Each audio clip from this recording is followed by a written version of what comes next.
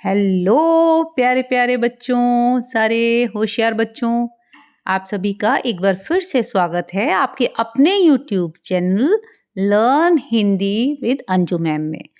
बच्चों, पिछले वीडियो में मैंने आप लोगों को बताया था how to read effective Hindi, Hindi को प्रभावी ढंग से कैसे पढ़ें, है ना। उसमें मैंने आपको कुछ टिप्स दी थी, कुछ बातें बताई थी और एक अनुच्छेद भी बताया था कि इस तरह से पढ़ा जाना चाहिए।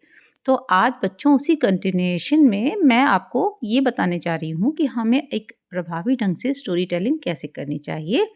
स्टोरी टेलिंग जो है बहुत ही सुंदर विधा है और आजकल वो बहुत ज़्यादा पॉपुलर भी है।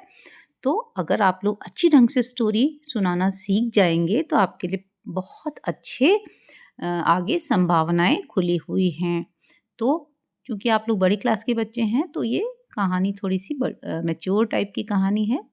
अगर आप और कहानियाँ भी चाहें तो पढ़ सकते हैं, छोटे-छोटे बच्चों की एनिमल से रिलेटेड कहानियाँ, दूसरी तरह की सब्जियों की कहानियाँ या नन्हे-मुन्ने बच्चों की कहानियाँ, किसी भी तरह की कहानी को। लेकिन मुख्य बात ये है कि जब आप स्टोरी सुनाएँ तो उसमें वही भाव दिखाई देने चाहिए जो कहानी कह रही है। अब मैं जो आपको कहानी सुनाने जा रही हूँ, ये 18 दिन के युद्ध के बाद द्रौपदी और कृष्ण के बीच का संवाद है। ये कहानी किसकी है, इसके राइटर का मुझे पता नहीं है, लेकिन फिर भी मैं आपको ये कहानी सुना रही हूँ, किसी अज्ञात लेखक की ये खूबसूरत कहानी।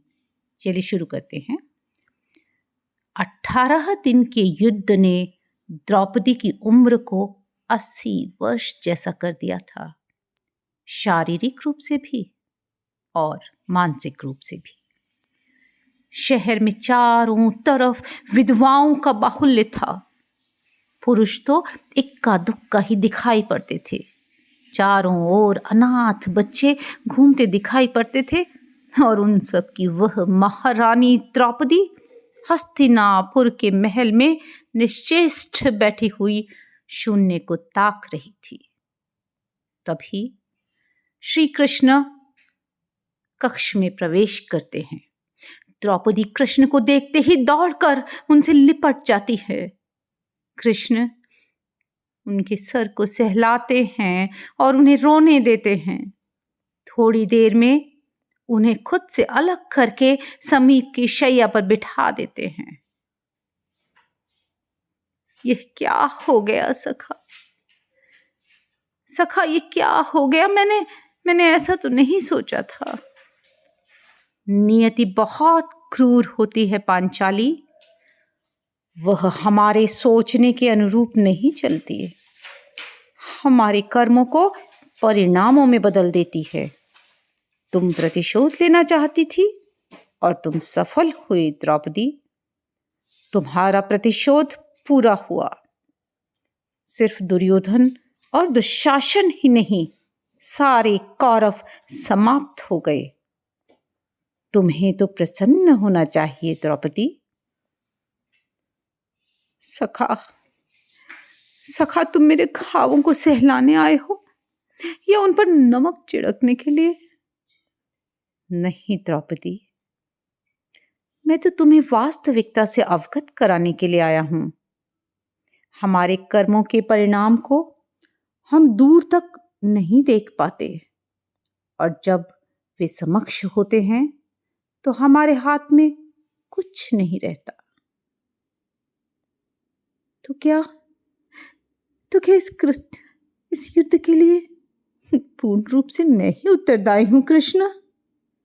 नहीं द्रौपदी, नहीं। तुम स्वयं को इतना महत्वपूर्ण मत समझो, लेकिन तुम अपने कर्मों में थोड़ी सी भी दूरदर्शिता रखती तो स्वयं इतना कष्ट कभी नहीं पाती। मैं क्या कर सकती थी कृष्ण? जब तुम्हारा स्वयंवर हुआ तब तुम कर्ण को अपमानित नहीं करती और उसे प्रतियोगिता में भाग लेने का एक अवसर दे देती तो शायद परिणाम कुछ और होते। इसके बाद जब कुंती ने तुम्हें 5 पतियों की पत्नी बनने का आदेश दिया तब तुम उसे स्वीकार नहीं करती तो भी परिणाम कुछ और होते। और उसके बाद तुमने अपने महल में दुर्योधन को अपमानित किया। वो नहीं करती द्रौपदी तो तुम्हारा चीरहरण नहीं होता। तब भी शायद परिस्थितियां कुछ और होती। हमारे शब्द भी हमारे कर्म होते हैं द्रौपदी, और हमें अपने हर शब्द को बोलने से पहले तोलना बहुत ज़रूरी होता है, अन्यथा उसके दुष्परिणाम सिर्फ स्वयं को ही नहीं, अपने पूरे परिवेश को दुखी करते रहते हैं।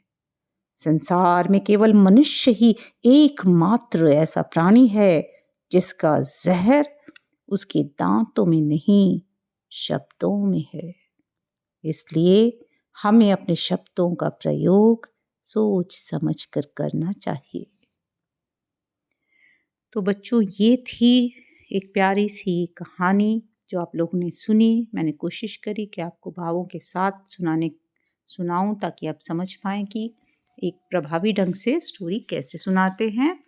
तो अगर बच्चों आपको ये वीडियो अच्छा लगा हो तो मेरे इस चैनल को सब्सक्राइब करिए, लाइक करिए, अपने दोस्तों में शेयर करिए और मुझे बताइए कमेंट करके कि आप हिंदी में और क्या-क्या चीज़ें पढ़ना चाहते हैं। वही लेसन मैं आपके आगे पढ़ाती जाऊँगी। तो चलिए फिर मिलते हैं अगले वीडियो में। ओके, बाय बाय बच्चों।